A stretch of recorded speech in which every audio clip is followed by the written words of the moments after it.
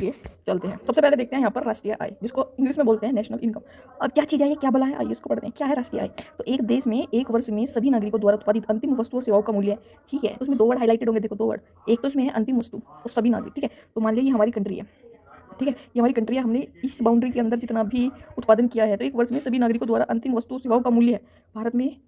भारत की है, भारत में सभी नागरिकों द्वारा जितनी भी अंतिम वस्तु है उसका जो मूल्य है वही हमारी नेशनल इनकम कहलाती है। अब नेशनल इनकम में क्या क्या जोड़ सकते हैं भारत में? किसान आ सकता है, फैक्ट्री वर्कर आ सकते हैं, भाई अध्यापक आते हैं, और हाउस में भी कुछ आ सकते हैं, कोई भी हाउस में लाइक कोई सर्वेंट है, कुछ भी है, कोई जो कमा रहा है देश में कमा रहा है और अंतिम वस्तु है, तो उसको ही हम राष्ट्रीय आय कहेंगे। अब वो वर्ड था इसमें अंतिम वस्तु वर्सेस मध्यवर्ती वस्तु। क्या होती है? तो वस्तु दो टाइप की होती है, एक होता है अंतिम वस्तु और दूसरा होता है मध्यवर्ती वस्तु। सबसे पहले बात करते हैं, इस एग्जाम्पल से आपको समझ में आ जाएगा। देखो, आप गए होटल में, बढ़िया मस्त, ठीक है, आपने ली चाय की चुस्की, ठीक है, तो चाय है वो एक अंतिम वस्तु है, लेकिन भाई फीकी चाय कौन पीता है? उसमें जो चीनी है वो मध्यवर्ती वस्तु है, ठीक है। अब एक बात बताओ, अगर तुम अंतिम वस्तु का भी पैसा लोगे, मध्यवर्ती वस्तु का भी पैसा लोगे, अब अंतिम वस्तु में चीनी तो ऑलरेडी है ना, तो चीनी का पैसा तुम दोबारा नहीं ले लोगे जब तुम अंतिम वस्तु का और मध्यवर्ती वस्तु का दोनों का अलग अलग लोगे। तो इसलिए अंतिम वस्तु से ही जो है हमारी नेशनल इनकम काउंट होती है। तो दोनों का फर्क समझ में आ गया होगा, ठीक है। उसके